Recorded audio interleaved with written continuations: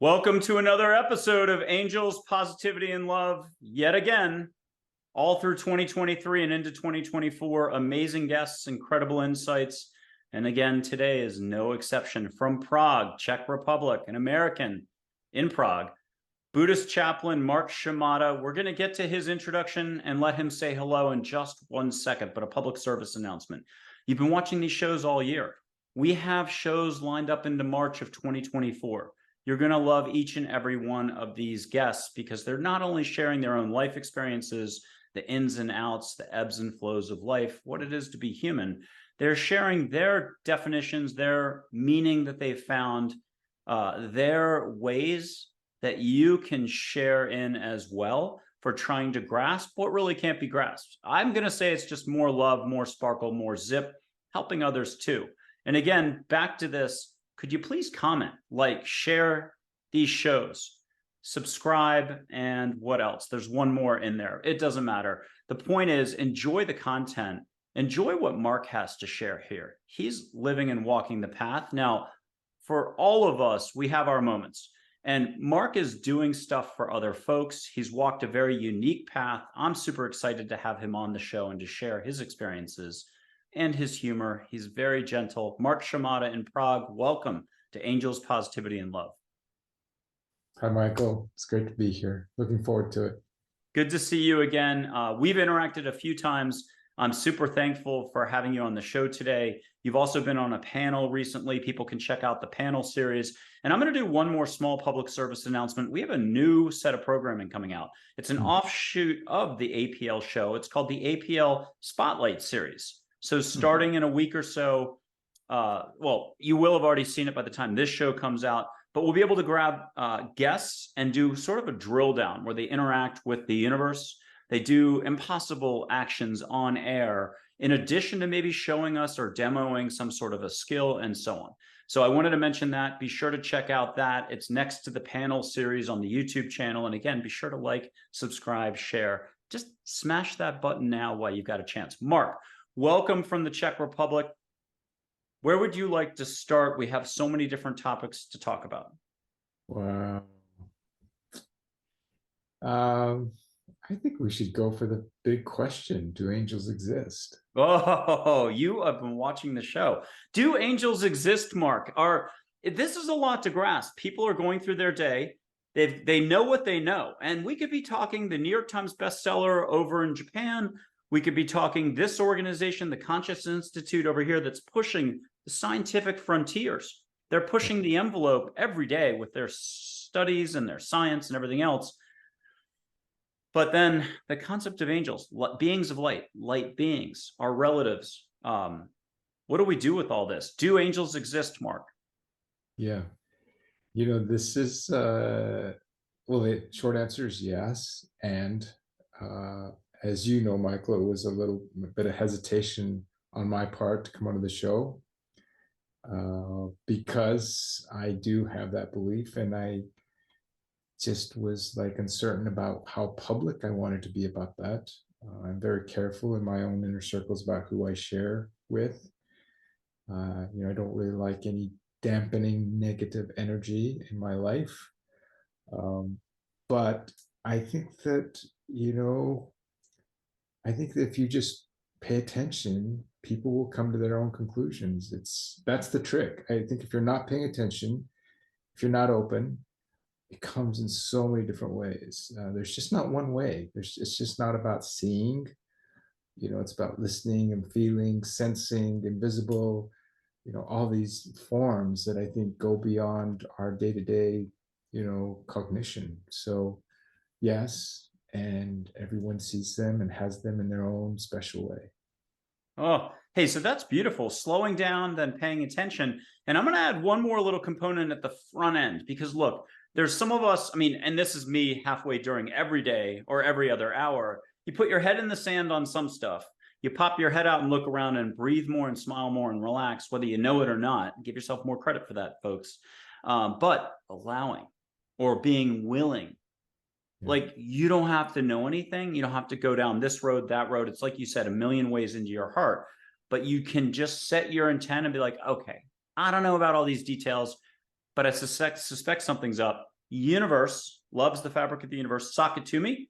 And it's what you said. They will find a way. And I say they, but just the universe will find a way to reach you.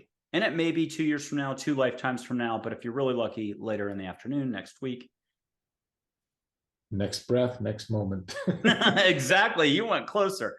Okay. So you've walked a very special path. You've dedicated yourself to the service of others, but you've also had to do your own work. Can you tell us a little bit about your path in life, just the select highlights, the moments, your opportunities for growth, and so on? You've had many arrivals. There's always more arrivals.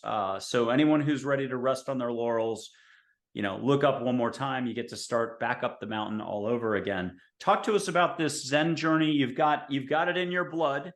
Your dad taught you Zen calligraphy for real, and it's incredible. And you still teach others. Anyone who wants to reach you, there's a very big reveal about that for their own place in life. Also, Japanese gardening and many other pursuits. Can you share with us some flavor about the path you've walked to date? Yeah. So, my parents, my father was actually in Hawaii during Pearl Harbor. My mother was in the internment camp. Only Japanese family in a small town in Idaho, 2,500 people. So, I think it was really easy for me to slip and not know who I was. Kind of trying to be American, but really Japanese.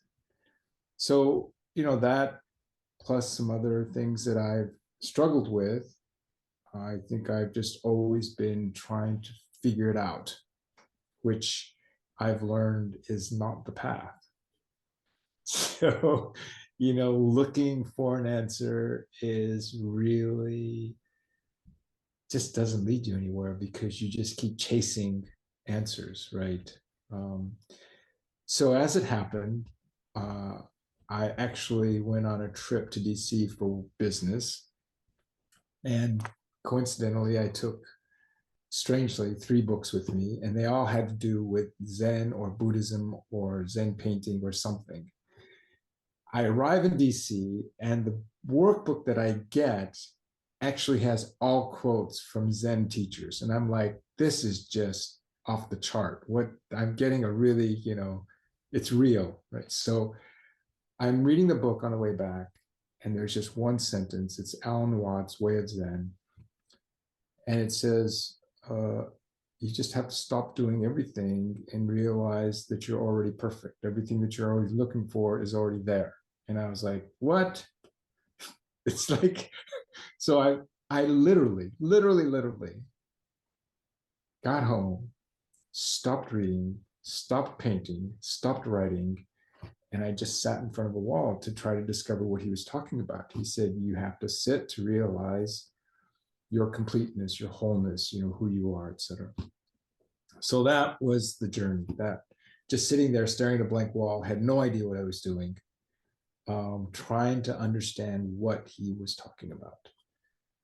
So that, and I never really got any other input around Buddhism or Zen, even though I came to discover it's very much through Japan, via China, via Buddhism in general. And also, just real quickly, I should mention that the Zen calligraphy teacher I had was not my father. My father was a landscape architect.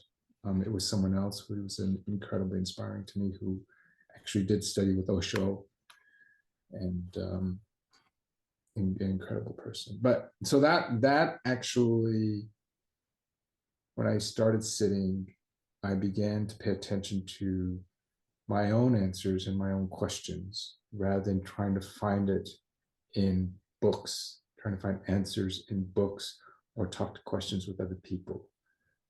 And even though I've had inspiring Zen teachers over time, they've always given me words or phrases that's taken me years to understand.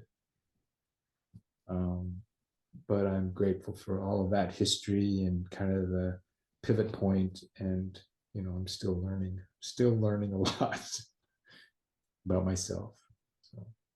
I love that. I put up a quote today on Facebook that was the answers to the nature of reality, the intimate knowledge of all that is that you all seek is within your present experience. It will not be found outside of yourselves, but through an inner journey into yourself, through yourself, and through the world that you know. That was Seth, a light being in 1971, maybe The Nature of Reality or Seth Speaks, one of those books. You can meet that light being disembodied, looks like a Cheshire cat up in the sky, the only one out of 170 figures that doesn't really want to just show up and make it easy for us. But not everything's easy. We actually have to do a little bit of letting go of details, the work to just pay attention. Okay, Mark, you've seriously traveled some ground and you're being super modest and I love it. And you have shared a lot of personal detail. Talk to us about one lesson that has taken you a decade, 2 decades, 3 decades, 3 weeks to just appreciate, and you can now breathe easier on it. It doesn't keep you up at night anymore. What have you let go of that? And you don't have to get too personal if you don't want, but what could help us all just laugh more, let go? There's a million ways into the heart, and you've been practicing this the entire time. Yeah.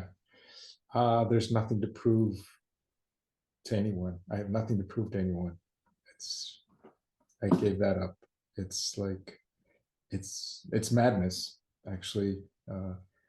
So many people I talk to still feel they have something to prove to themselves and to others. And I think it's just takes away their soul.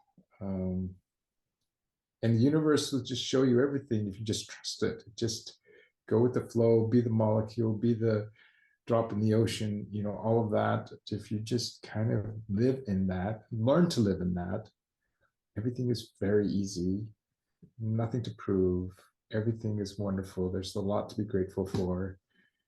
So much love being given, so much love to give, you know, but that's the big one. I have nothing to prove to anything anymore to anyone about anything. Okay, talk to us about being up in the brain, which we're going to do whether we can help it or not.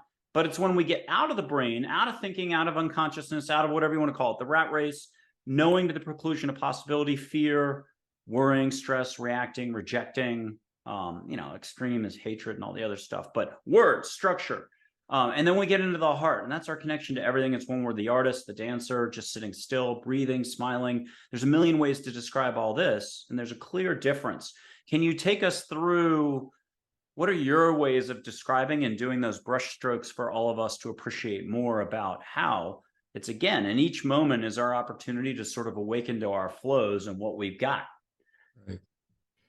Yeah, well, the big transition for me was when I was in my practice, my meditation practice for these last 15, 20 years. And I was also starting to paint.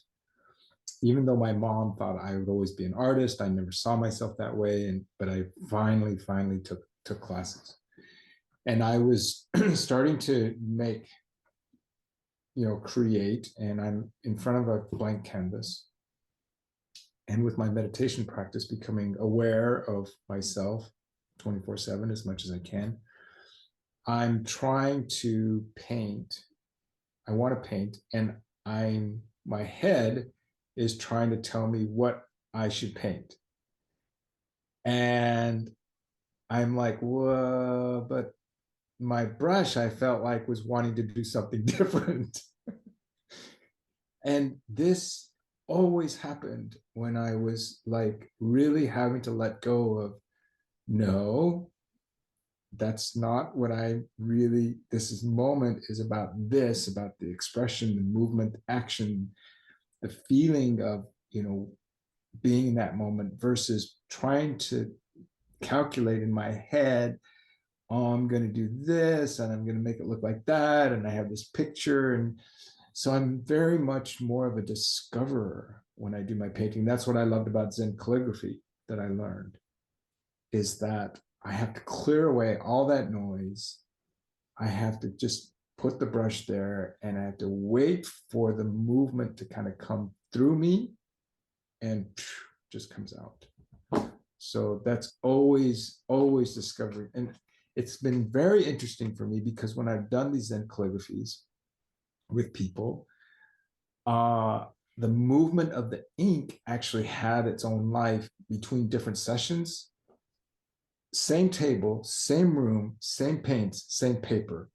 The person on the other side who I'm talking to about doing this calligraphy for, the ink just goes different directions based on what they're talking about or saying or what the atmosphere. I don't know. I can't explain it. And then I've had other people say to me like a year later, I didn't know it, but you saw in the painting something that I didn't, and it's finally happened in my life. And I'm like, well, that's great. I had no idea that would happen. It didn't even come to me that that's what I saw in your painting. But for some reason that needed to be expressed in that moment. And as I've learned, that's really the most important thing to me. If I can be as true as possible to express what's in this moment right now, is the way I feel like I honor the universe and all the spirit guides and Buddhas, Bodhisattvas that are in my world, is to kind of be in harmony or in resonance or related or something with them. So I'm actually being as true to this moment as much as possible. And you used an expression, bodhisattva. Can you just remind us what that is? Is it someone who, if it's here on earth, with their elbows out there helping out, they're getting involved, they're getting their hands a little dirty, but without interfering. So they're fighting the good fight, but there's no fight and there's nothing like that. So can you use your words to paint the picture for what a bodhisattva is? Yeah. Well, you know, the saying goes, everyone's a Buddha, everyone's a bodhisattva. So basically the bodhisattva is really the person who returns from lives to actually care for others. And so in its simplest form, we've been doing that. Everybody's been doing that. And so there is, and I can't even remember it because I chant it in ancient Japanese, but there's even vows that we kind of say to actually keep us in that mindset of remembering that our relationship of our life to others is very important. So if you awaken to how the flows are, how humans typically conduct business versus just being in your heart awareness, you're holding space, you're trying to put your energies without trying towards more love, more peace, more patience, more resilience, more uplifting vibrations rather than other pursuits.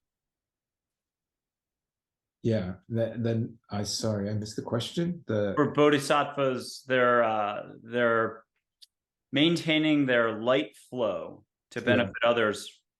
How about that? Yeah, they are. We talk about the higher, what is it called? Take a higher path.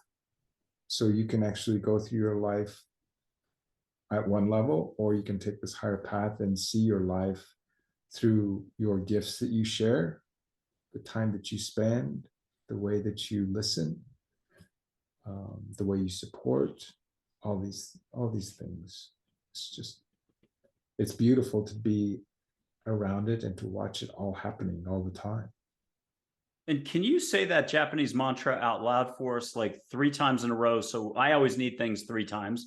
First time will never be enough.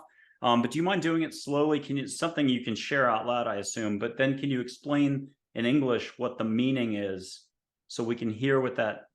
I wish I could. Oh. It's called Shigu Seigon Mon in ancient Japanese, and it's the Bodhisattva's vows, and there are 4 sentences. And to be honest, I don't prefer to remember the English because it becomes very much of a formula that people think they have to follow. And I was taught by a teacher to try to feel into the meaning of those words and the sounds of them. So I don't really attach myself to trying to use those words as direct as they have been. I remember what they were when I was chanting them in English, somewhat, the intent.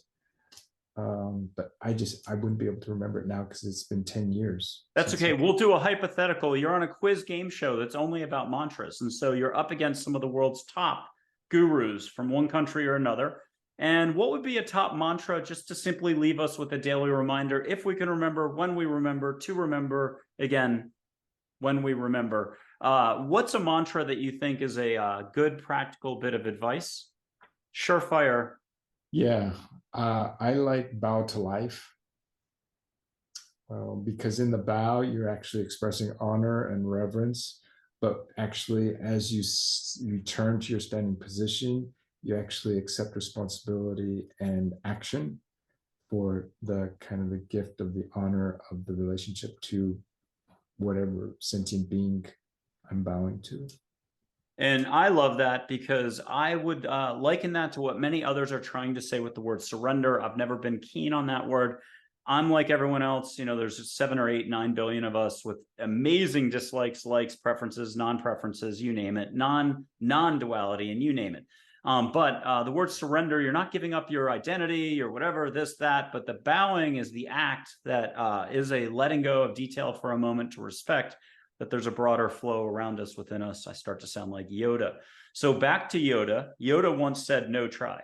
Archangel Gabriel says, always try. And I'll do Yoda's voice to buy you time here with a famous quote from Yoda. It will hopefully help people to laugh, because I think laughing is one of the top ways to let go. It's nonverbal. You're an amazing letter goer, all of you out there watching. So no try, always try. How is it all still the same message? Is it non-duality that we're touching on? And here it is. Do not. There is no try. Okay, you've had all the time in the world to think about this, and I mean lifetimes, because this is the essence of it all. How do we get out of what we know up top, get into our heart? Is it try? Is it no try? Is it not about words? What do we do here? Help. I think you have to be intentional. I think the way the world is, and there's so much that we feel like is important, that you have to be intentional to be in your heart. And for me, it's just deep breathing. It's just the fastest way to kind of feel, the breath in your body cavity.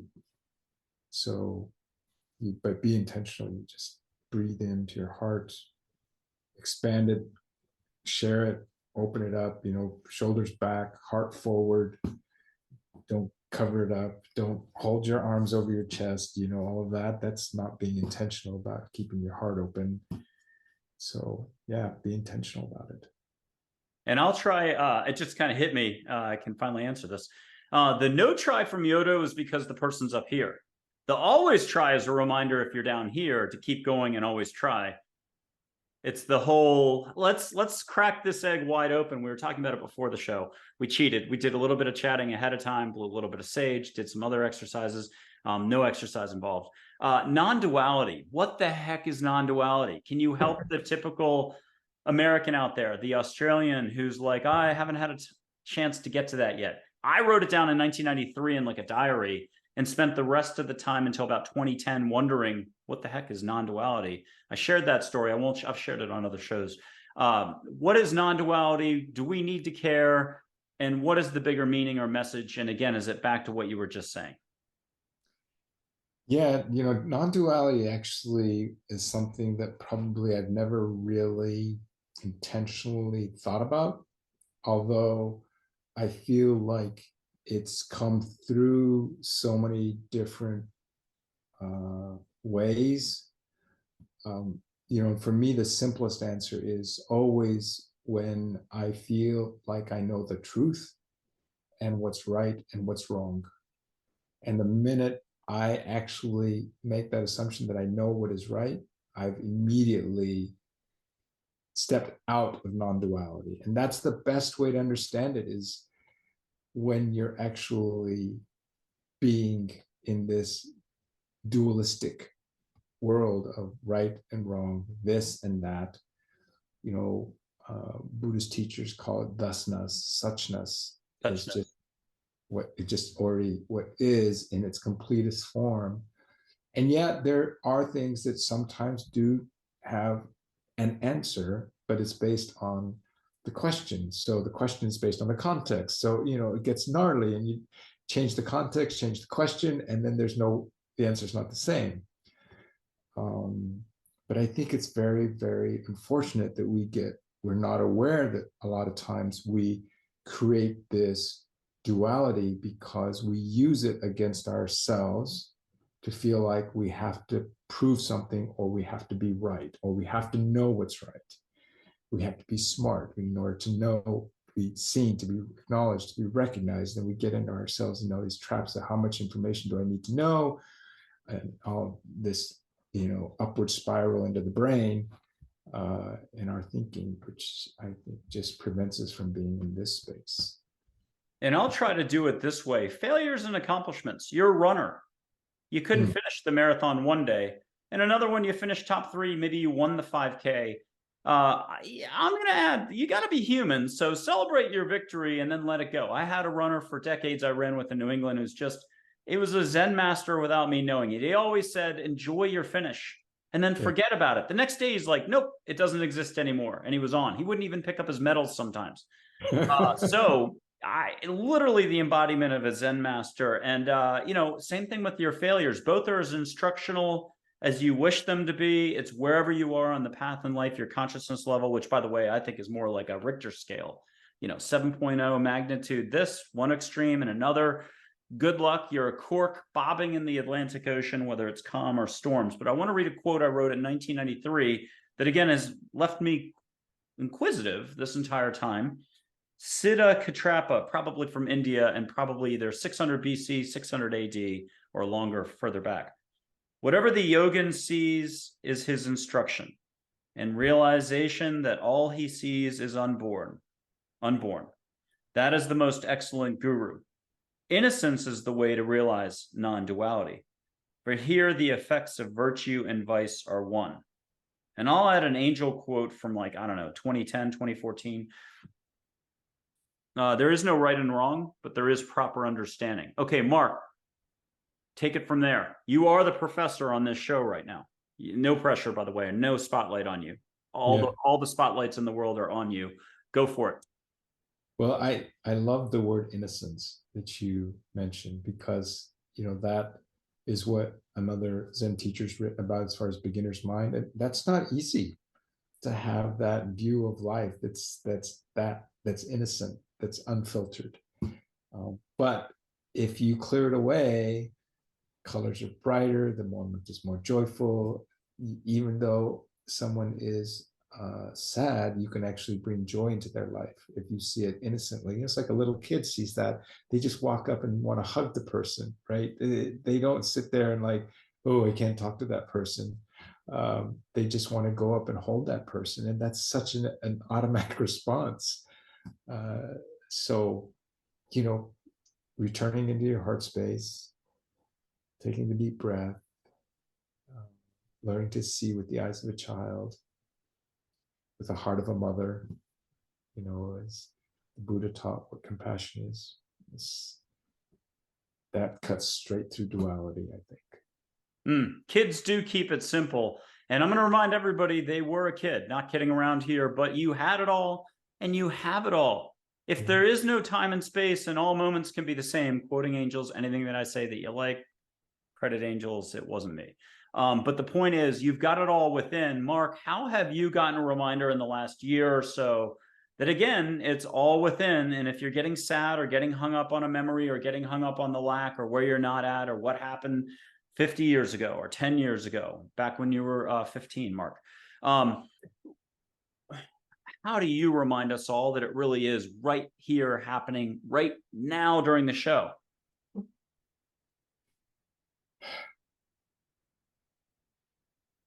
I would say that just kind of letting you, Michael, create a space where people can feel this moment is actually the shortcut. Being with anyone like that, I actually realized in my recent past, this last year, that there were times when I was in my funk, in my head, I couldn't get out of it. And, you are one of a handful of people that I know I can reach out to. So I think sometimes we have to know who creates this space for us that allows us to be like that, to be okay, to be totally open and innocent, and not have to have the right answer for, you know, what we might be experiencing in our life.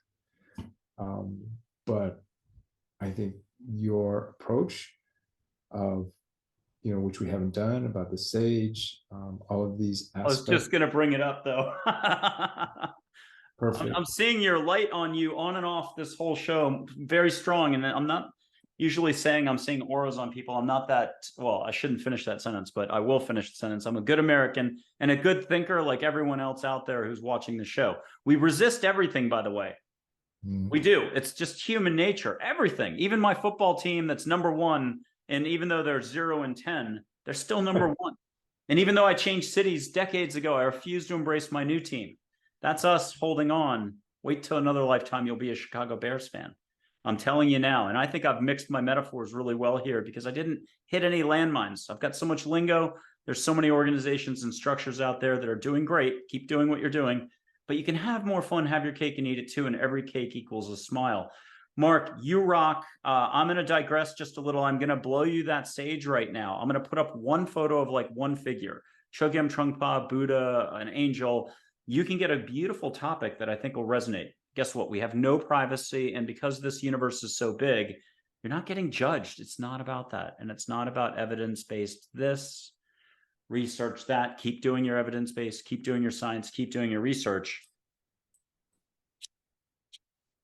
That's why we have backups on the show. Yes.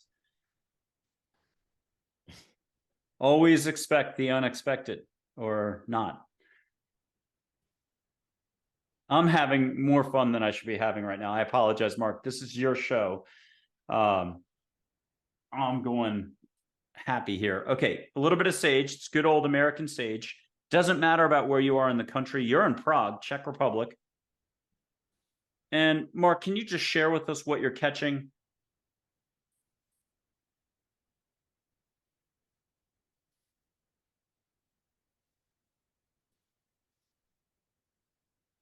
It's like how my clothes smell from a campfire. Ooh, good. And for those at home, play this over again or go back to any of the other videos on the channel and just ask the universe to make it nice. If you want to get personal, angels, Buddha, your guides, your passed over loved ones, a Jinn who's East Asian mysticism, who's a fine fellow, Energizer Bunny meets the Encyclopedia Britannica. He represents, again, East Asian mysticism. They do the work if you can't. You're fully capable, but, you know, it's hard to trust your own heart. I'm going to put up a photo in a second, but before I do, I'll put up Joy. Can you talk about, again, and I think this is a big part of all of our learning and all of our paths in life is learning to trust your own heart. It just knows what to do. I think that's of paramount importance. And I feel like this is what you've been doing on your life path the whole time. But you don't get to say yes. You have to talk to us. Well, I think that, you know, when I started being more open, I was actually able to get more guidance and support and encouragement and hugs, and I realized I wasn't alone. And this is from the universe you're talking about, the hugs and everything else. I think the audience needs to understand this concept that there's more in and around us. So please keep sharing.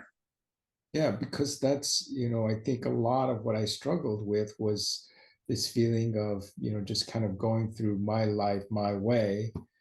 And even though I had incredible family and friends to support me, it's just not the same. I think that what angels, spirit guides, Buddhas, Bodhisattvas bring is this whole other view that is just completely unexpected, very insightful. That's when I actually feel like it's the most true, is when it's like, really? And then I'm like, yeah, that's, I just bow, thank you, okay. I try, I've learned to trust that. I just trust. Yeah, and I don't have a word for that. It's like prophetic, a miracle, it's a moment. It's like you, I don't even know, I'm not like a mountain climber or I'm hiking in Colorado, I'm in Texas. We got many mountains here, like hills. that are like this. But pretend you were like climbing for 2 hours and you hit a meadow filled with wildflowers, and there's just a smell. And even a Hollywood studio with special effects couldn't have created a better moment than that. That is the expression of when you just arrive in a moment and you're like, life. And you're like, wow. And yet you have figures that are not you. And this is hard for some of the biggest professionals in the world. And I don't blame anybody for having difficulty with this. The number one psychologist, the number one astrophysicist, the non-duality expert over there, the consciousness researcher, the this, the that, the whatever, they're all human. And we sometimes hang our hat on something called a peg, or one of many pegs on the rack. And by knowing we're precluding possibility, by doing our roles, we're precluding possibility. We stick to, rigidity, structure, words, details. And I would argue that, and this is really angels, just keep letting go and you'll get there. Yeah.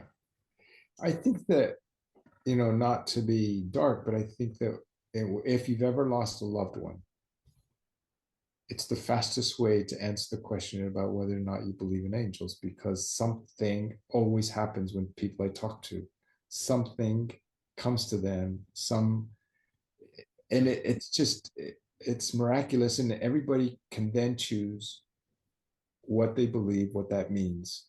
And it might be challenging and difficult, but it was real. And you can't deny that. But once you start, it's like, it's like Christmas Carol a little. Scrooge tried to hide, he tried to ignore it, a little bit of cheese and so on. And the relative thing, it's a great observation. I can think of a person that I know who had a family member pass, whose family member then came back. And whether it was a nighttime vision, a daytime vision, it was a full vision. And what the brain has an incredible capacity to block possibility and what really is. Your heart knows, it's already connected to everything. And whether it's this lifetime or the next lifetime, everyone's good right now where they are. They don't have to believe anything, take any steps, do anything. And again, it's what you said, as soon as you stop trying, as soon as you get out of the up top, life happens. The universe will happen even more, not forcefully, but gently, artistically, creatively, and in a miraculous way. We can get away from the word miraculous too, but in a way that leaves your jaw dropping. And then when something happens that's equivalent of a miracle, you're like, oh my God, you'll walk around it. You'll find 19 ways to be like, that didn't just happen.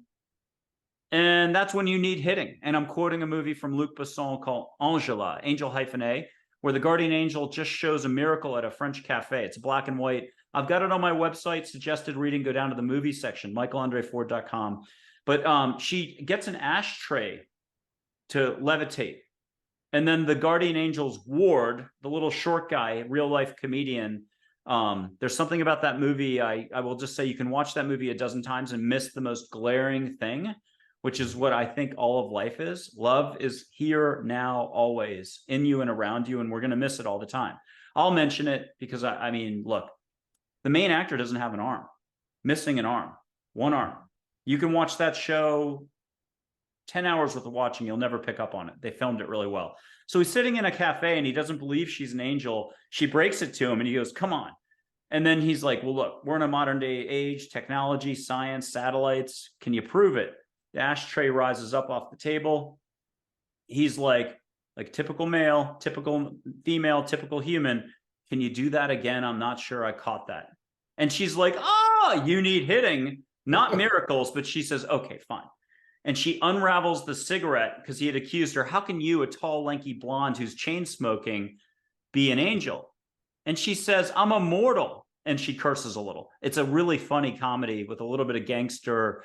It's Luc Besson, Transporter, Fifth Element, The Professional. The guy does, a lot of action. So when the guardian angel later knocks out all the bodyguards of the mafia boss, it's a good scene. Okay, back to the cafe. She unravels the cigarette and makes it full again and lights it and then starts smoking it.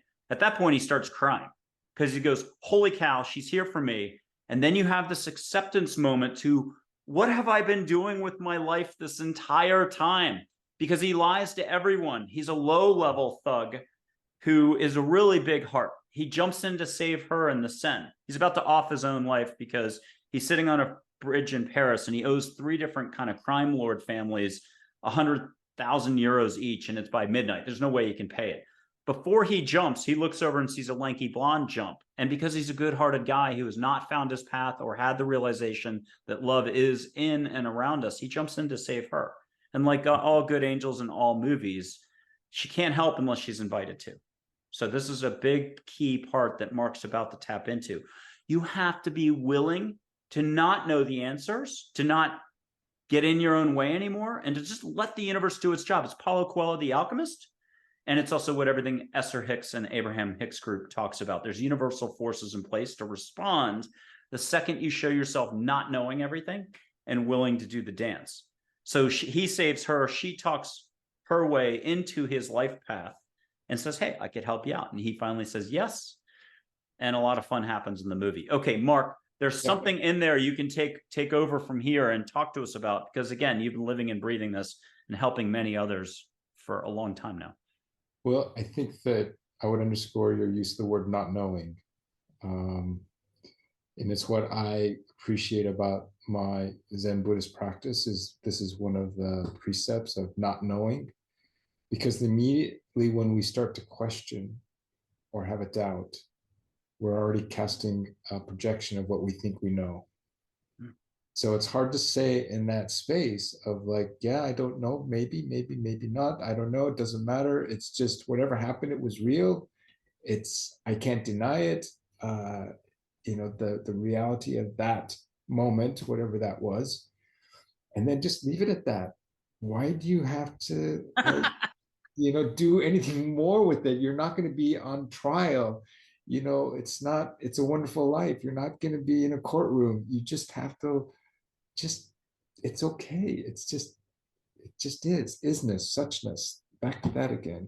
So this not knowing is not easy. And that's what you've been talking about, letting go, the surrender, all these aspects. It's all in that not knowing. And interestingly, also in the not knowing, which is another one of our precepts, is compassion arises.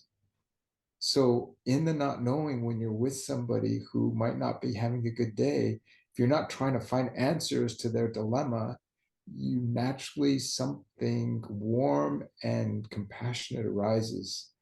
And that's the beauty of not knowing, is because then you step into compassion, which is not kind of premeditated compassion, like I know in my head what I should do, what I should say. It's much more authentic and natural and spirit informed. Be an angel in somebody else's life. Wait, Mark, is that so? We're doing Zen puns. We're being Zen punny right now. Okay, you mentioned courtroom, Miracle on 34th Street, Santa Claus, you got to prove it. And that is kind of related to this, believe it or not. Mankind, I love film, because every film reflects the consciousness or unconsciousness of man.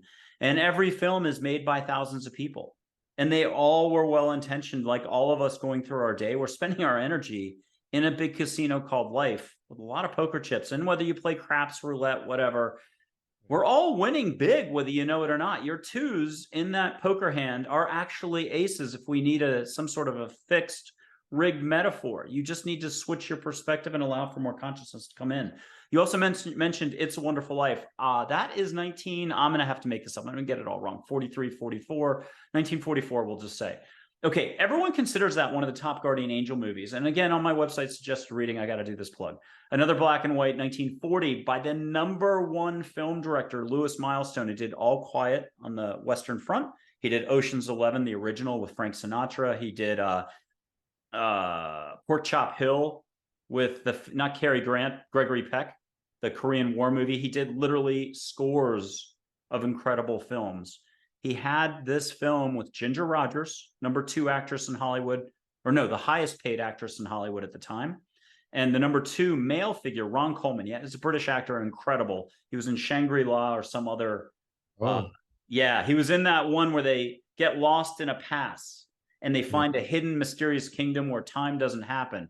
very Zen, very Buddhist, very mystic, very whatever the words are. Check that one out. So Ron Coleman is no accident. He could have been an angel playing, and I'm sure some angels come in for Hollywood acting and to inspire humanity. It's another Bodhisattva moment, if I said it correctly. But so this movie is called Lucky Partners. And Ron Coleman is her guardian angel kicking around on a New York City street. And he just wishes a woman good luck. It's Ginger Rogers. And you have to check this film out because there's that moment where she gets good luck the rest of the day. And she knows about this horse race in England where there's a lot of money riding. Now, when they say $10,000 back then, it's more like $150,000 in our money today. But so she realizes he's so lucky that maybe he can help go in on a ticket to win the horse race. Short-term thinking, we all do it. If you get your first 3 miracles, you're like, oh my God, maybe I can get my lottery numbers. I'm not telling you to not ask angels for lottery numbers. If it's your time, it's your time. Ask. There's no harm in playing a $1 lottery ticket. This is contrary to all the self-help books you've read to date. Okay. She gets him to go in on it. And at first he's like, and you got to see it. I put some clips up, 4 YouTube clips on my website. You don't even have to do any work. michaelandreford.com, go to suggested reading, drop down to Lucky Partners. I dedicated a whole page to my website about this because I think it's the most hidden guardian angel movie there ever was. And the ending goes off the rails in a federal or state court. So mentioning what Mark said, because there's a lot of kind of prove it and everything else and how everyone's trying to fix everything from the government trying to help make our lives easier and take away our ability to grow and think. And, you know, just as parents would do to kids, just as I would try to do for a best friend, we all think we can help by actively suggesting or knowing what we think their situation is. And it's what Mark just said about being a healing presence. By being in your heart, greater outcomes happen by allowing.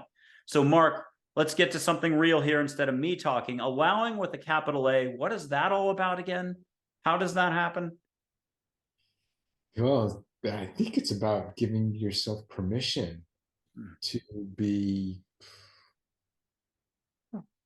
I don't like these words, but to just be authentic, to be natural, to not feel, back to what I said at the beginning, you have something to prove. It's just opening the space, but you know, being there intentionally, so don't fall asleep. But you know, just to be there in a way that you're actually, and this is hard because, you know, I think when someone is not having a good day, it's not in a good situation, we feel something and we don't want them to feel that. That's a natural feeling. But I think the minute we step into that, we try to make them feel better, I think we are taking away their humanity to feel whatever they are feeling. And it's just being there. It's just so, it sounds so simple, but it's just so hard. I actually was, when I was doing my chaplaincy, I had a woman that called Paya Zen Center where I got my chaplaincy and asked for a chaplain.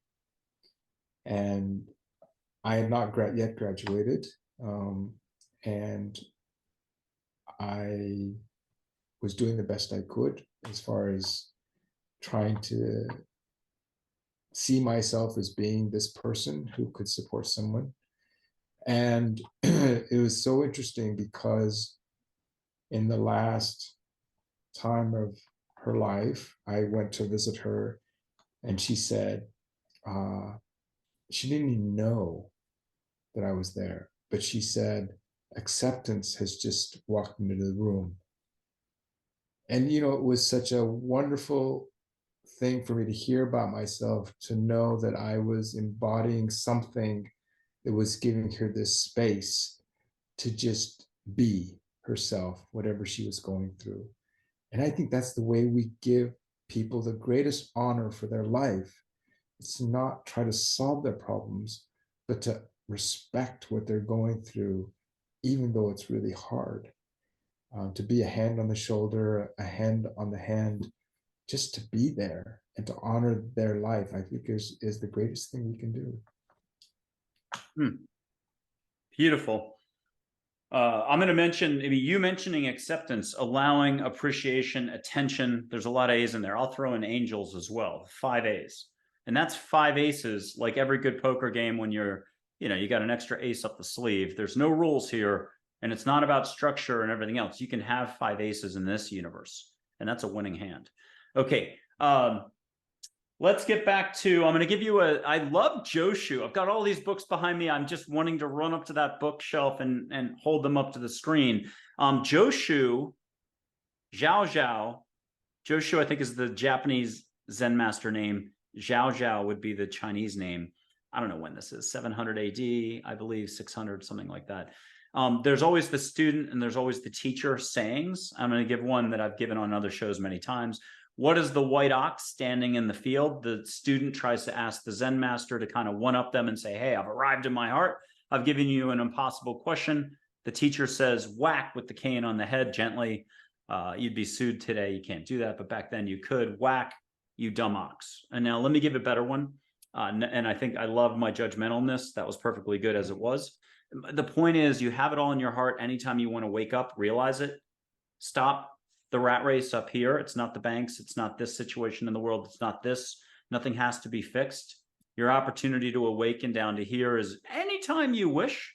Watch Christmas Carol, all 5, 7, 8, 10, 12 versions of it in a row. Stay up with a lot of hot cocoa, and then you're going to need a lot of sleep. You'll be shaking afterwards. But you might get your realization that way, or you can stare at a wall. You can do it with your eyes open, eyes closed. Now, back to what I was saying. The student comes running up to the Zen master with the challenge to say, hey, I've graduated class. I'm a Zen master now. Hey, what about it when I try to be Buddha? And the Zen master says, what a tremendous waste of energy. And then this one doesn't quit. This one doesn't go back to the classroom. This one says, well, what about it when I stop wasting energy? And then the Zen master says, then you are Buddha. And that wasting energy only can happen up here. When you're in your heart, you're never wasting energy. You're actually in the slipstream of life, in the global slipstream of consciousness, which gets us to Joy the Angel. But I'm gonna come right back to you. You can feel the boomerang coming your way, Mark. You're gonna need a glove to catch that boomerang. It's coming back fast. What is that all about? If you're not wasting energy, if you're in your heart, you're in the casino of life and you're winning. What do we do with that, Mark? Well, these Zen teachings are so slippery. They are. Oh. And I think that my response to it is that if you try to solve it with your head, you're already out of your heart. Yep. So, the thing is to feel what's in that. And if you're actually in this space of not knowing, something else will arise that is, for this moment, the truth. I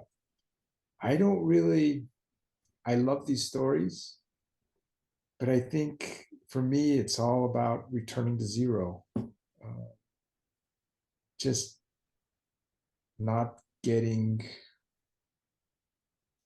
to find more in what's already been said, and just taking the breath and staying in my heart for I think it's a great story, and I was in my heart, and I'd like to stay there instead of jumping up into my head to try to find something to say about it. I think it's Richard Schrobe has a Korean Zen book. If you just look up Korean Zen, and I think it's Richard Schrobe. I love that one. I also love, I think it's Green, who did the translation, Joshu. Those are on my both of them are on my suggested reading list. This is a trifecta today that I'm mentioning this, but you can just go find them there. Don't listen to me at all. But Richard Schrobe's book, the Korean Zen one, is incredible, because if you've ever gotten stuck on a koan, if I pronounced it correctly, he does the breakdown. It's almost like, not Blue Cliff. That's another Zen resource. It's almost like the Cliff Note version. It helps you quickly go, oh, now I get it. Through a lot of words, somehow they're doing the impossible, because it's not about words ever. It's the no try, always try, the duality. And so Yeah. it gets out of question and answer, answer and question, or teacher and student. It goes beyond. But through words, you're still able to show that you're in your heart or not. It's what happens when two Zen masters meet at the creek and they're both headed in different directions. And they talk about going home, which is the heart, even though they're talking about cities. So there's the Zen master sort of chit chat duel. Instead of pistols in the Wild West, they chat and they're having a conversation that I can barely follow. It's like a Wimbledon tennis match. I need somebody to explain it. I need Chat GPT to translate what is going on, you know. And so it's incredible because it's very instructional. They were on it first about getting out of what you know, the details, into your heart to a broader reality within. So without much ado, let's go to a broader reality who's living it and breathing it. Let's introduce our other guest, Joy. Maybe we can get a topic from her. Maybe you can get a hug, get a little laugh privately right now. And Mark's just doing a little listening. Everyone who's watching, I've got one set of structure or rule. Obviously, pen and paper is nice. And breathing through your mouth is my unofficial rule. But just privately, don't get caught at the supermarket. Ask Joy or Angels. Angels, hey, get me out of my head into my heart. Help me hear. Like, help me relax enough to actually hear some words. Ask a question, get an answer, get a hug. Mark, what did you get as a possible topic or something to remind us all of from Joy the Angel, who's Joy, who's our ambassador, communicator, here to help us relax a little more? Yeah, so for me, it was everything is okay, period. Really, exclamation mark. That's awesome. And you know what? I'm the type who's like, wait. Okay, I wrote that down. Are you sure? And she's like, yes, and makes me underline it, double exclamation points. Then wait 5 minutes. I'll come back and be like, but, are you really sure? And she's just like, yes. It's Geronimo will do the head slap and be like, oh my God, yes, leave it alone, get moving. We all need to hear. You almost need like a giant billboard, one of those trucks that carries a billboard, or the actual drive-through movie screen saying Mark Shimada, or whoever you are watching out there as you're driving by. You're stuck in 5-mile-an-hour traffic. It's safe to look over. It says, will you just start paying attention? And I got to do another Hollywood movie. It's the LA one, LA Story. It had Sarah Jessica Parker in it in one of her first roles, but Steve Martin's in it. His wife for a little while, Victoria Tennant from Australia. It's an all-star cast. But there's actually the Hollywood billboard sign that goes conscious and is sort of like a Zen master and gets him to wake up. He's the local meteorologist. It's a comedy. LA Story with Steve Martin. And I think that's technically in the lineup of films meant to help us to awaken to what's already in and around us. Have you seen that one, Mark, just as a curiosity? I think I have. I don't remember it exactly, but yeah, I think I have. I remember I see some picture of something orange, LA Story. That's all I can remember. Yeah, there's a lot of little supernatural moments, and by that I mean very gentle. The car starts moving on its own, the doors are open, and the girlfriend says, get in, and they get taken somewhere. And he gets basically life interferes, and everyone out there is getting exactly what they need right now. The exceptions being Christmas Carol. Scrooge, he must have asked for it for some reason, or it's a last chance. The guy was down to dental floss for his connection to the flow in life. And that's all of us in our worst moments. We're working too hard. We're at 100 hours a week. We've shriveled up for all our pursuits and our love for others, and even most importantly for ourselves. So can we go back to, we'll get away from movies for a second.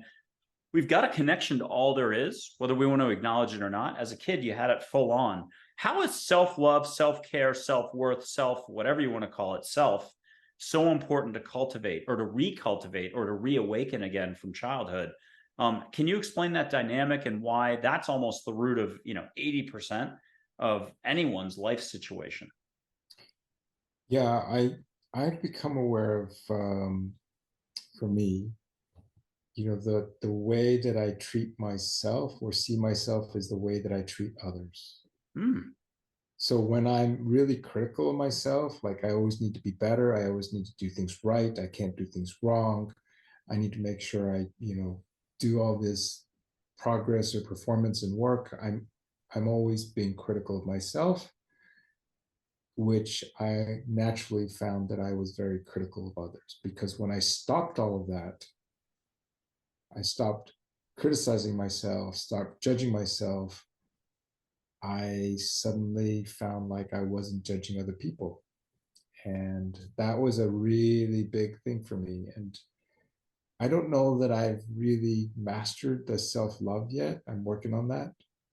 Oh, let's Yeah. pause and go to Charlotte and hear about that last little bit. You share what you want to share out loud, but on the topic of self-love, can we ever really master it if it's what we already are? I think I just did a non-duality thing without knowing it. I graduated. Oh my God, on air. Okay, Charlotte, what's she say about the mastery of self-love and owning it?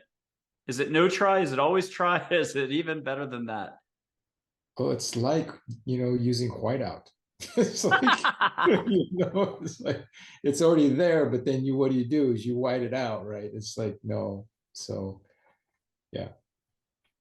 What does she have for us for a follow-up to exactly what you just hit on, a really strong thread that's affecting 2 out of 3 or 9 out of 10 of all of us?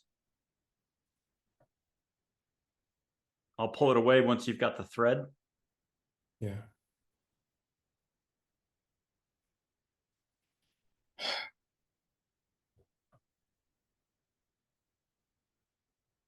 Well, right now I'm actually just holding my hand. So, this is the smallest gesture, right? That you can actually just do something physically that just gives yourself a connection to yourself about how amazing you are and what's good and nothing to prove. Yeah. All right, rapid fire. We'll do Archangel Michael. Anything that comes, make sure everyone out there gets a hug. You can ask a question. Hey, Archangel, here's the easiest question. 10 plus years of doing this, safest question, because it's kind of a softball. Just be like, so-and-so, what do I need to know in life right now? Here's Archangel Michael. And then get a hug and feel what you can feel. Don't judge. Just, a million ways to feel a hug. Goosebump here on the arms, up and down your back, a whoosh. You could feel a wind in the room if you're really sensitive. Make sure it's a Hawaiian breeze and you're all jacked up, and you can go for a 20-mile run right afterwards.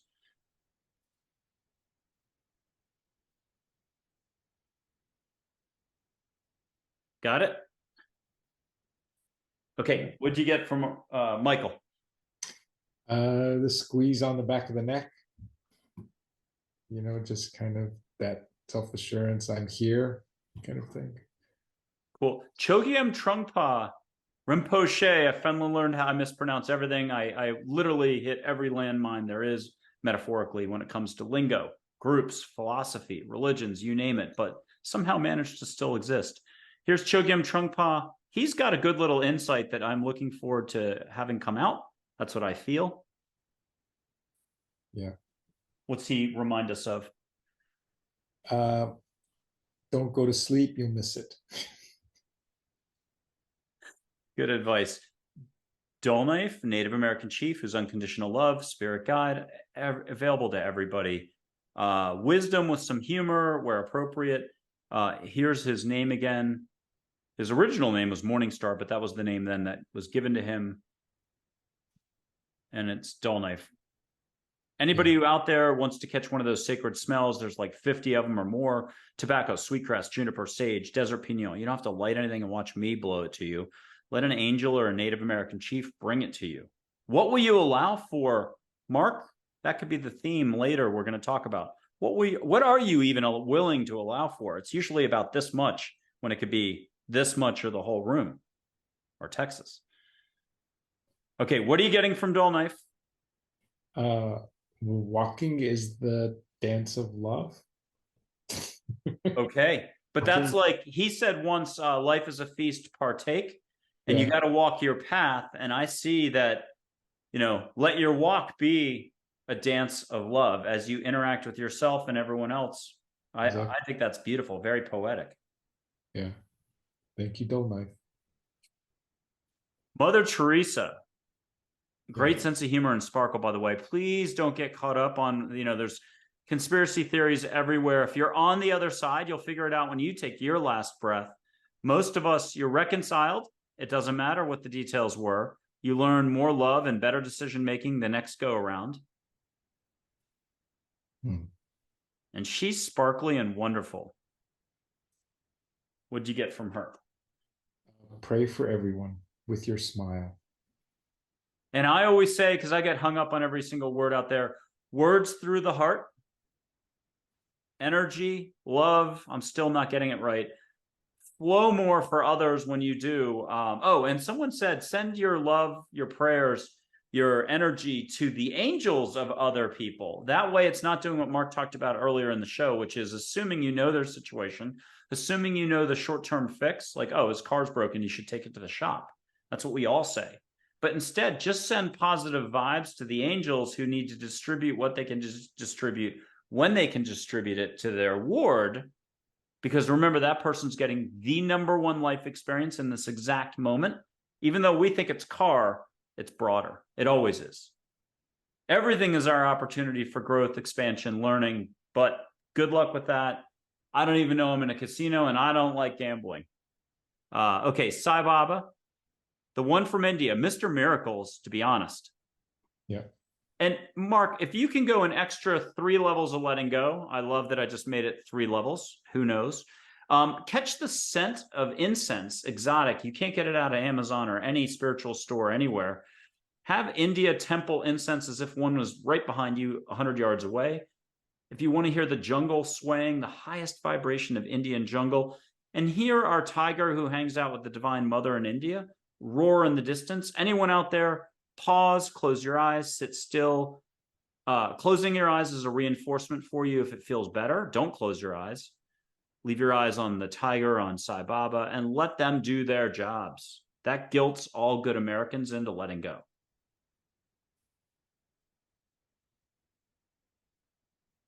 And what are you getting from our Sai Baba, the one from 100+ years ago? Remember to rest. Now, I happen to have the tiger up, either a follow-up to that, or this tiger is all about action and is on everyone's team. Anyone wanting to put their hand out to the side and feel tiger fur, you might have to close your eyes on that one. Breathe extra through your mouth. That act of breathing will tie up your thinking, so you actually let go in your heart. You think you're letting go. You think you were going to go for the walk, and an hour goes by, you're still surfing social media. Welcome to our normal lives. We delay on everything, even the inevitable, the discovery that we're loved within constantly. And what's the tiger have for you? This is Sophie Green, the wildlife artist in the UK, who I'm about to invite on the show, but probably not till 2024. Courage is often gentle. Okay, so now you sparked a little one of those Zen questions. Eek, I got to put the seatbelt on. What is the way, Mark? Oh, well, to talk about the way is not the way. No! Sorry. Oh, and that was a good one. Okay, and that's an obvious one because I had Iwan Briak on the show, who's got the non-duality. It's a YouTube docu-series, 4 simple questions. He'll grab a scientific type, a famous neuroscientist out of England, really famous, and he'll pair them up with an experiencer, a non-duality teacher, and then they discuss everything. And again, to talk about it, it's already dead on arrival. So this isn't about slapping labels or X, Y, Z or your steps or 1, 2, 3 or do this and you've arrived and everything's perfect. So, but you don't get off the hook that easily. Talk to us more. If you had to actually teach a class, you can't conclude the class 10 seconds in. What is the way? What are we talking about? Is it the way of experiencing, loving, being in the moment? What are we talking about here? When I was a lot younger, I read the Tao Te Ching. I didn't even know really what it was. My mom had it in her library. It was very, very influential for me way back then because I began to see things as much more complicated or whole or yin and yang, very much paradoxical. And then I would say that the way I thought about what the way was before I started meditating was probably different than what I remember when I was reading the book. And after years of practice, I really understand more why it's to talk about it is challenging. Maybe I'm wrong, but my theory is that a lot of Zen teachers, writers, use poetry because it's such a beautiful way to try to express something that cannot be expressed. And I would say that if you're curious about it, you can read about it, but you'll actually, when you find that you discover it, you actually won't be able to talk about it. Mm. So, I know that doesn't really answer it, but I think there's plenty of books about what it is. And back then, I thought it was very much about this paradox of the way you see things isn't just through one view, but multiple views and completely different insights. And now, and I'm really, I think, the other thing, Michael, is you're kind of catching me in this like 2 or 3 week period where I've been realizing something much more deeper than probably I have in the past. And it's really hard for me to describe things right now. So Sure. What is the way? It's not in the sky. I'm going to argue that your entire portal to everything you knew for more love is your heart. It's the gateless gate. It's the doorless door, Blue Cliff Notes, whatever we want to do for Zen references here. If I'm even getting it right, Buddhist Zen references. But what about the blind turtle getting onto that plank? It is not an accident. That's what the Zen master responds to the student. And that is as difficult or complexity as we need to go on that. But let's flip the pancake, because this is a pancake. And the fruit pieces now, or we're adding fruit to it's still very liquidy. We can add all the chocolate chips and let's make it good. Raspberries, blueberries, and bananas. Let's make this fun. Opening openness. yeah, That's probably a Chogyam Trungpa expression given to me long ago. Again, nothing original with me, but I get bombarded and I get to regurgitate stuff only because I've had 10 years of repetition. I look at something for 10 years and it finally dawns on me. That's how slow I am, but I'm good at repeating. So opening openness. Now, what have I provoked within for a spark, Mark? Opening openness. What does that mean? Yeah, that's a big one, because then you're actually challenging I'm being fixed on something. So I haven't surrendered, I haven't let go. So opening to openness, so you're actually inviting me to see more, feel more, sense more than what I'm currently experiencing.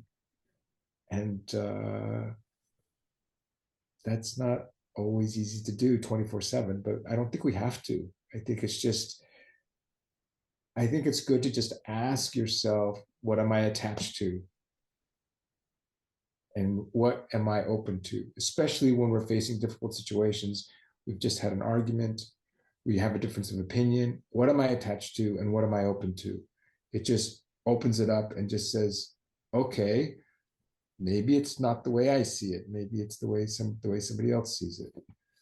So there's a part of us that's like the Sherlock Holmes lens.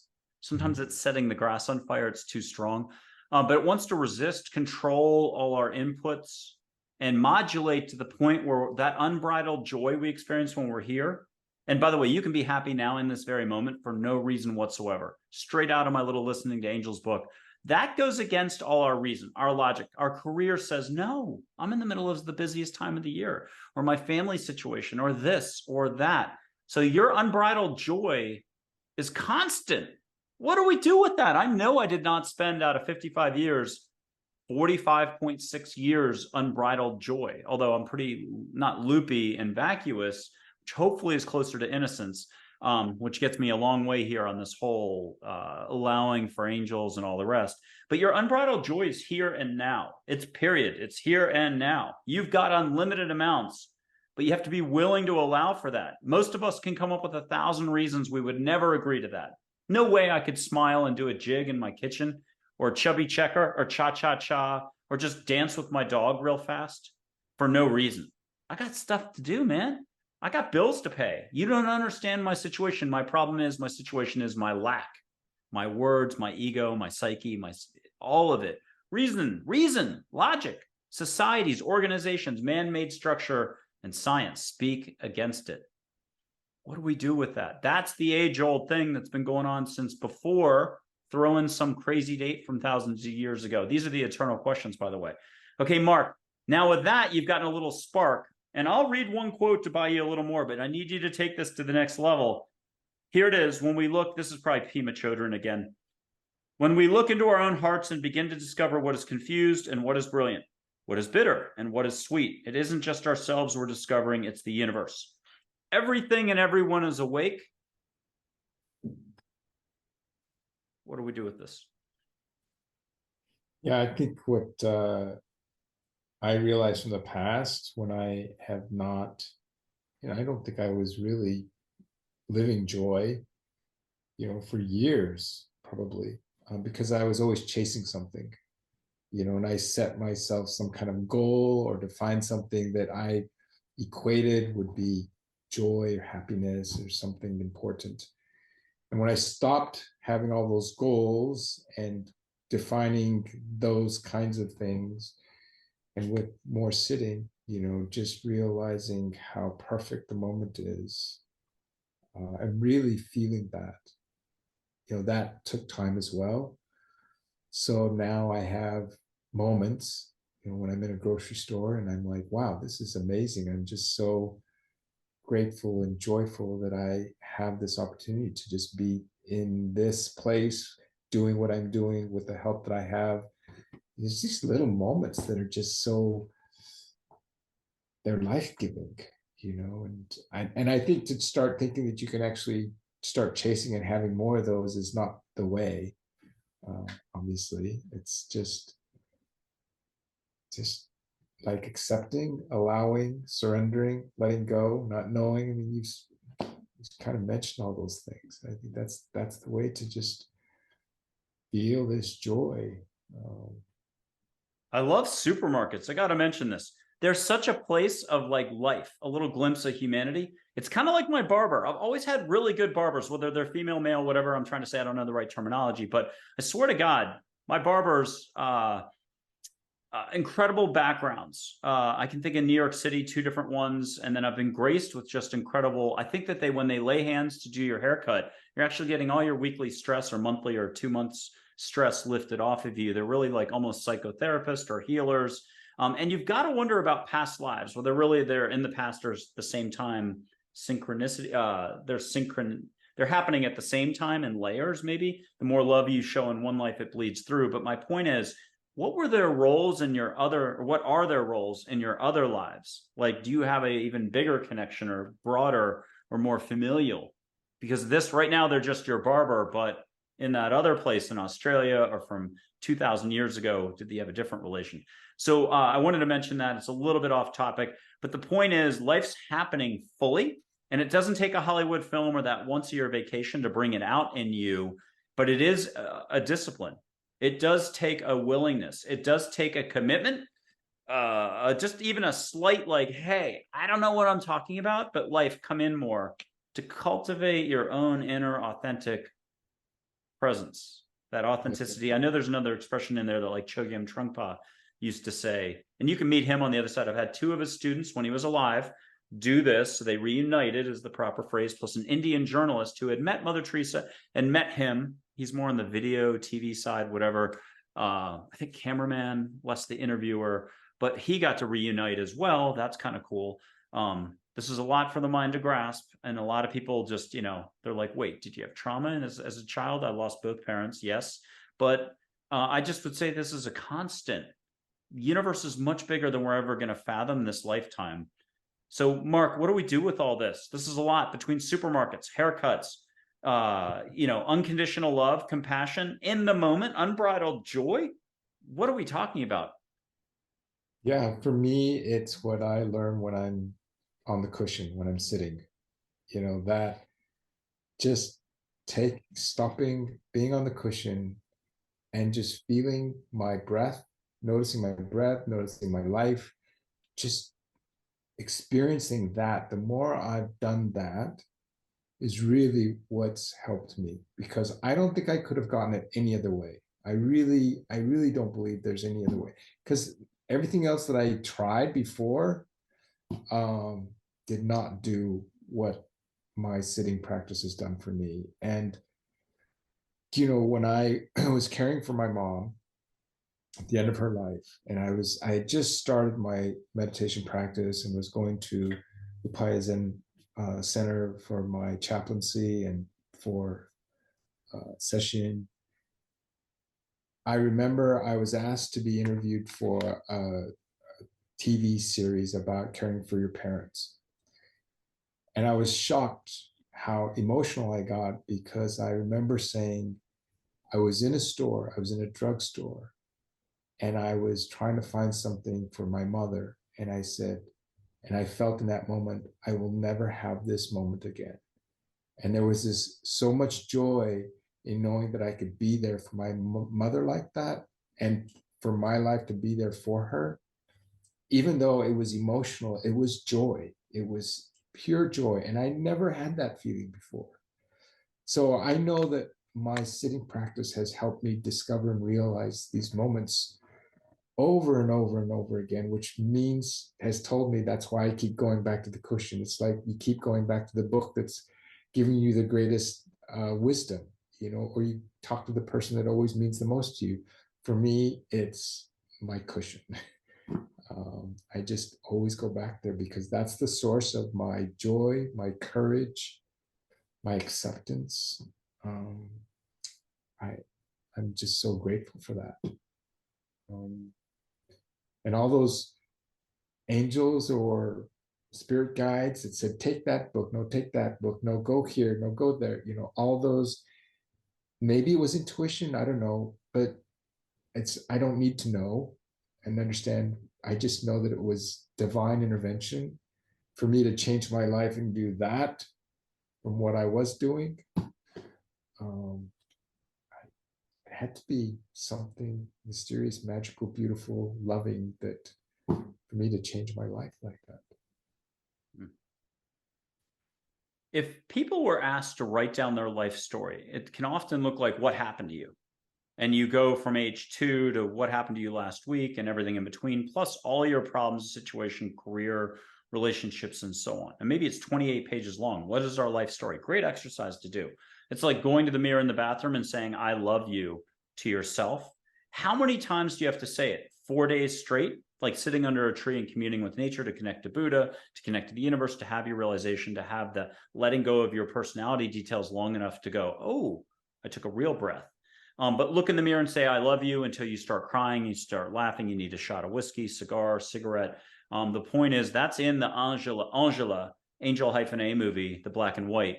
Most beautiful scene ever. The guardian angel puts the arm around the ward and says to the ward in the mirror, because none of us have heard I love you enough, whether we're telling ourselves or hearing it from others or society. There's love, love, love, love, love. We can do more love. She says, I love you to the actor, the one without the arm. And he's like, whoa. Then she disappears. She just turns invisible and says, now you say it to yourself. That's more important than all the love in the world from everyone else. Are you getting your groove going, your flow? Are you getting your dental floss? What is that? Christmas Carol into a broader, you can go at least 20 filaments of dental floss. Go to the width of this microphone. Go big. Go Google fiber optic cable. But how many times will it take? That will crack you open like a walnut. Just say, I love you over and over again. And I'm getting somewhere with all this. The 28 pages of our life story is like going to the cushion or the pillow.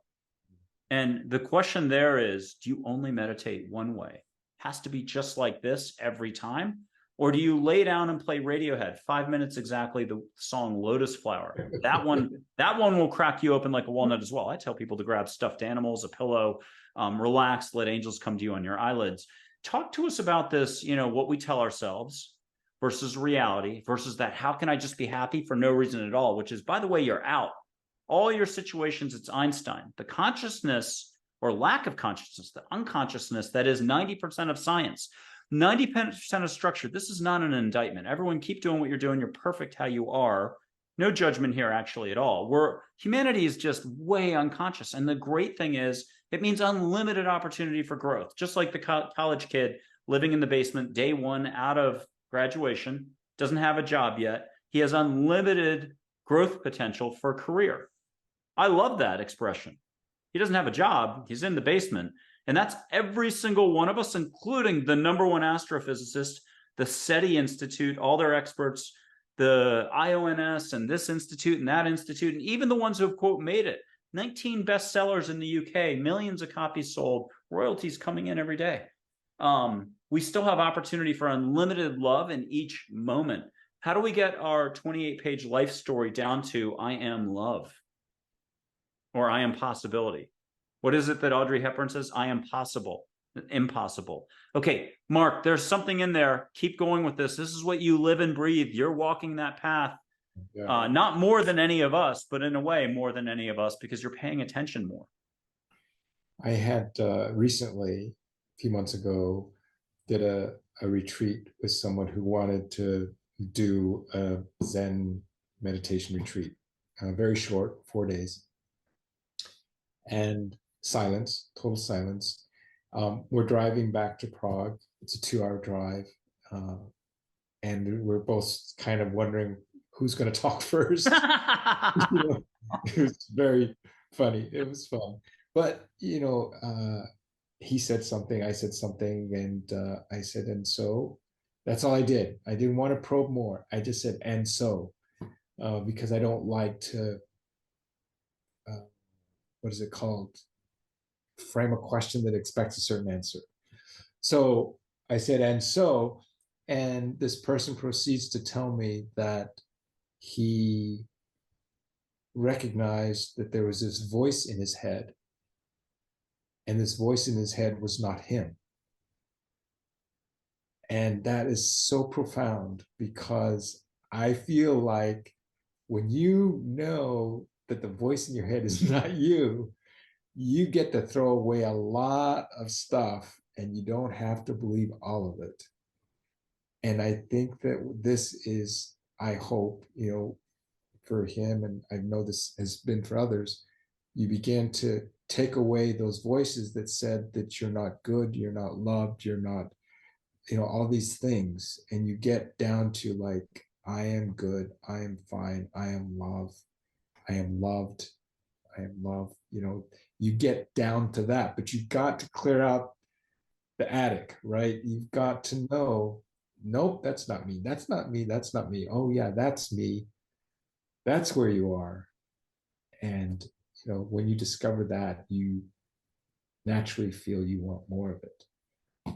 So Eckhart Tolle has a beautiful little story in A New Earth, and that's one where anyone having trouble sleeping, again, go to my suggested reading page, what is going on today? Anyone having trouble sleeping, just read that book. You'll make it 2 paragraphs and be out like a light. The reason is you have a psyche and ego, a way things are, a resistance, that inner voice that's not you, that's not love, not loving, that will say, can they read the book, which is pure, I don't like to say enlightenment, but pure light, angel writing, whatever you want to call it, lightness. That's easy. Or should I let my ward, the negative, influence, fall asleep? Well, I'd rather have them fall asleep than ever read that book. Trust me, you will sleep great for 30 days in a row. You'll never make it more than 2 sentences in. My Listening to Angels book is like that. If you're in a bad mood, you can't touch it. But the point of this is he hears a woman talking to herself out loud on the tube, happens to get off at the same metro stop or tube subway stop if it's New York, but it's London. He follows her. She goes into the same building. And then he finds himself talking out loud, I think, in the men's room the way she was. And that's a realization that we're all carrying that own inner voice that's actually, let's do it. It's a global slipstream of unconsciousness that a lot of our organizations and group thinking resides in, that we unduly allow us to influence and limit our entire humanity's growth. I'm going big. I feel like I'm that Russell Brand fellow or somebody silly out there or amazing out there. But the point is there's a global slipstream of resistance, negativity, 1%, thinking, not all thinking's bad. When your thinking is good, you're down here, you're one with all, you're creative, you're the poet, the cook, doing nothing, which is cool. But the point on all this is back to your car story. It would have been funny if they sat there struggling and struggling and struggling, and 5 hours later, they're like, you missed the turn, and now you're 400 kilometers out of the way. They wanted to tell you, but they're trying to be a good student. Instead, you had a much better story. Okay, with Joy, let's hear about a little follow-up thread to what you just mentioned. She'll ping you on this, and you can take it from there if that's okay. Yeah. What'd you get? Well, the question is like, but how do I know which voice is mine? How do you know? And I've gotten that so many times in the last 12 years. How do you know? And I'm going to answer for 2 seconds and then you're taking this over. But how do you know a good cup of coffee is good? Yeah. Well, I think that it's like, I don't know, what's a good example? Phew. You know, when the fire hose is open and it's just nonstop, you can't tell what's the difference between this molecule and that molecule, for example. But when you turn off the faucet and then all of a sudden something drips, you actually know whether or not that's true. But you can't know that that drip is true unless you turn off the faucet. Huh. So that for me has always been, I mean, at first when I was sitting, I got to a point where I didn't trust anything that I was thinking because I had the faucet on. So it was just coming and I'm like, geez, you know, there's so much. I couldn't trust any of it. And as the more I sat, the more I learned to close the faucet more. And then I began to know, oh, that feels really important. And discerning that has been, I think, what I've learned on the cushion is turn off the faucet so I know when something arrives. Because when we're sitting, you know, we pay attention to our thoughts and we're trying to let them go. And we're just letting go, letting go, letting go. But when you're in day to day and you're still trying to let go, there will come a thought that you're like, wow, that's important. And, you know, I find myself writing it in my phone, something. Sometimes I have to get out of bed and I have to go write it down because I know I'll forget it when it's so true. But I think that's important to know is when is something really true for yourself? That's a very important thing to learn because otherwise we're just following the flood, right? The faucet's on and we're just following all of that. But finding out what's really, really true is such an important and valuable thing that everyone can do for themselves. That's Luke Skywalker, the moment on the Millennium Falcon where he puts the blocker down, the helmet down. He's playing with the lightsaber. He has to learn to trust the flows and understand what is, what isn't, in a way. And then also I'll mention ducks. Now, what does ducks mean? There's the whole Zen back and forth. You know, what is it when the ducks come landing on the pond? They fly in from the east and go to the west when they take off again. And yet there are really no directions in the sky. There's no lingo. Ducks don't go by northwest, east, south. They don't use that lingo. So there was some message in there that I've kind of lost, but I've not. It's human attachments, human definitions that limit the whole what ducks do. They just do what they do. They fly in and they land. And then the flood thing was awesome that you mentioned it. What is the proper salutation when you and I are in the middle of a great flood? I found a telephone pole or at least a good bit of timber that I'm holding on to, saving my life. You find yours. We safely don't, you know, not in a bad way. We bump in the night. What is the proper greeting to two humans doing their life paths? Unique life paths, by the way, people. You have a unique one. You're perfectly good. You have an amazing cheerleading squad in the universe. Second, you want to pay attention to this stuff. What is the proper salutation? What do I say? Hello, bub. Fill her up, bub. I mean, what do I say? Hey, don't drown. Good to see you. Nice to meet you. And then bam, we're off on our different directions. Two ships almost passing in the night. There's something to that. There's no accidents. And when you meet people, even the negative ones, the stuff that happens that we wish never happened, there's instruction and a lesson in all of it. Somehow we vibed out in a certain way that allowed that to permeate our existence. So Mark, sometimes stuff happens that's unpleasant. How are we still learning if we wish to in every moment? Well, I like to say that you are not just your thoughts. So that you're not what is happening. You know, that it's not about you. You are not that. So you have to get underneath that, because if you can really, grasp that you're not your thoughts, you are not that, then you give yourself permission to say, I can feel and think of something else that can shift all of that. That's the trick, right? Because we get so easily caught up in it when it's happening to us, and we're just sucked in. We've got to do something. We have to respond. We need to, and we're the tap is open. We're just going with it. You got to learn to close the tap. It's why sometimes those Zen Kung Fu movies talk about no action. Everyone's like riled up. They want to go do action. And sometimes it's the opposite. No, sit still. And when you can arrive here, then you're ready to take the proper action, which still may be no action or a different type of action you would ever have conceived of. But there's that Joseph Campbell, You Can Meet Joe, Bill Moyer's Power of Myth, the samurai moment. The master's been killed. The samurai wants to exact revenge. And at the last second, the person he's about to, the assassin who killed his boss, he's about to off him, and he spits in his face. Now the samurai gets mad and he has to stop. He can't do the act of killing because he's ticked off that he just got spat on. So he actually sheathes the sword, walks away, and he's like, I'll get him another day. Now, you and I, as good Americans or whatever, a lot of us would be like, no, chop, and then I'll go on vacation, work on my silent retreat. But no, there's a certain type of flow. Are we acting out of here? Are we acting out of here? And it's, again, back to that basic understanding of which flow, resistance, a little bit of negativity. Don't like beat yourself up over being human. All of us are going to think, no matter how much of a waste of energy all of this is, we're still going to waste tons of energy. It's just the living life in the heart. Can you give us a last little spiel about being in your heart, living more, loving more?